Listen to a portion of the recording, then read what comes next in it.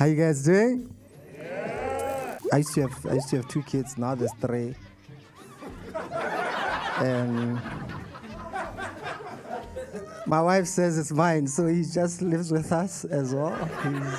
He's 4 years old. I don't want to test him because I'm afraid I'm going to find out the other 2 are not mine. So we just get along. We all just live together. But I was going to tell a quick story how he was born.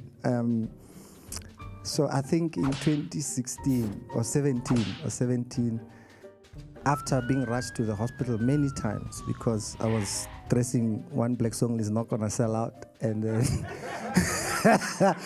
then you're in the emergency room and they're like, well, there's nothing wrong here. And then the one doctor was like, if you don't stop stressing, you're going to die. So I take time off, like 3 months off. I cancel all shows. Go to New York, you get there, you know. And then a friend of mine gets shot, sort of assassinated here. This is where the shit gets real. And my wife is there, Ulutsidisa, because my wife was friends with his wife. I don't know if white people do this. Well, black people, when someone dies, they just come to your house. But Ulutsidisa, they are coming to help you cross. I don't know where they're just there. But not like 3, 4 friends. Everyone, all the black, even the ones who don't know who died, they're there. But I know there's a funeral there. Where you go? So now people are going to his house to comfort people.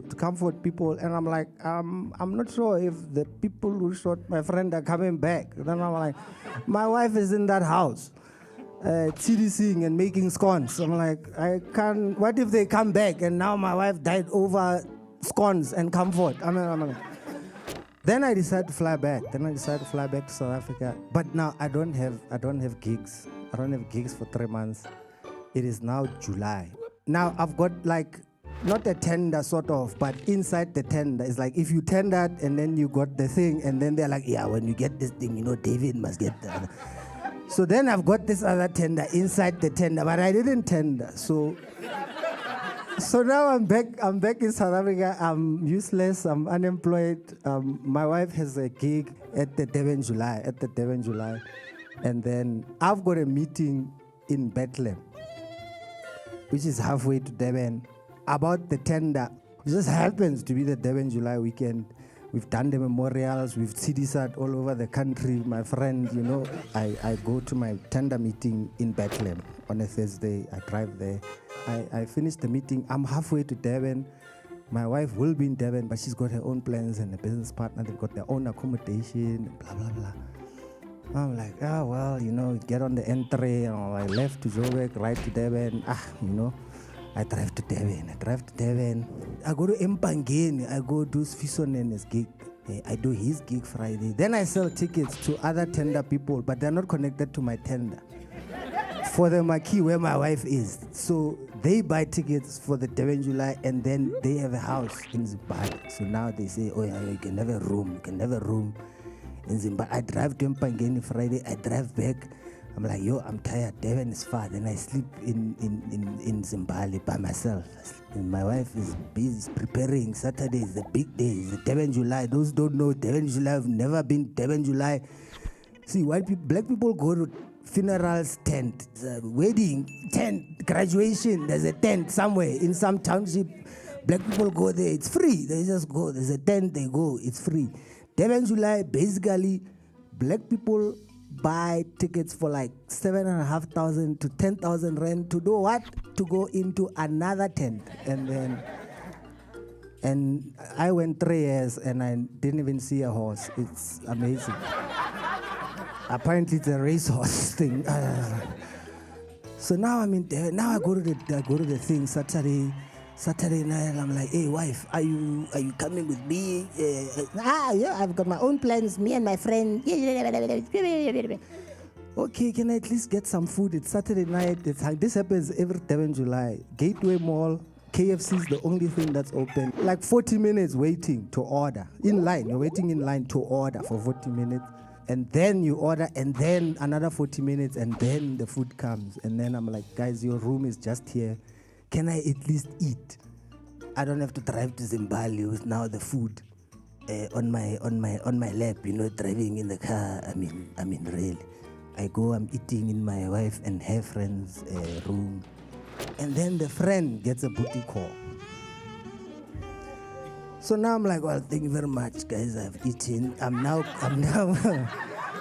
I'm now going. Then the friend looks at my wife. He says, no, you can't sleep here. Oh, you must go with him. Now, this is where the story gets interesting. At this point, my wife is no longer preventing. You see? She used to have this app. There's this app. I don't even know how. There's a thing where women can tell, today, yeah, don't leave the condom. Don't worry about it. Tomorrow, yo. Yeah, so now she's not preventing anymore. She's like a safe.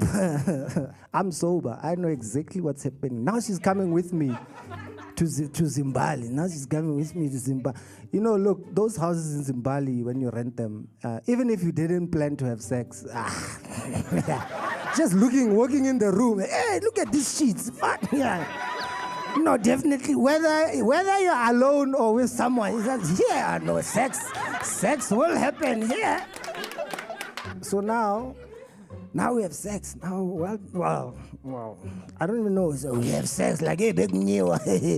Nothing, not like non-tune. There's no, like 3 minutes tops I've invested. I'm not here. I'm not trying to have sex forever like I'm unemployed. I don't do that shit. I've got shit to do. I must drive back to Joburg the next day when I hear, woman on top. Calm down. And all this happens before we check the app. Then we check the app. Then my wife is like, yo. Yeah, and true, like I always do, when I'm at the Durban July, the next day, I don't even wake her up. I get in my car. I'm like, peace, I'm out. You've got your friend and your things to sort out. Figure out how you come back to Joburg. And I came alone here. Well, sort of. I leave Durban exactly like how I always leave every Durban July. And in my head, I was so stupid. I left 400 rand. I don't know why. On the side of the bed, I left.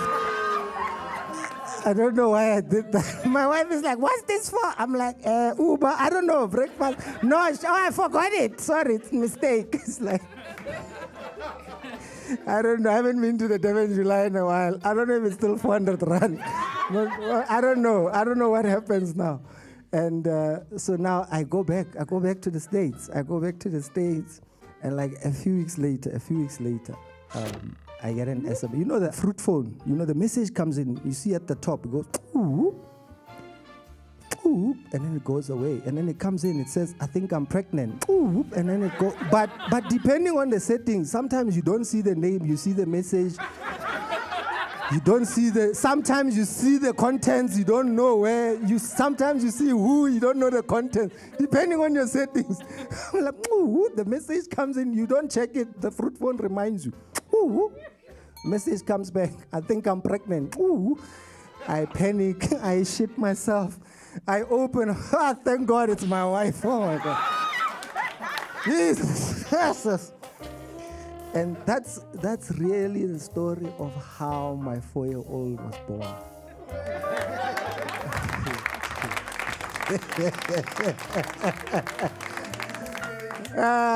No, he was not planned. Definitely, he was not planned. Thanks.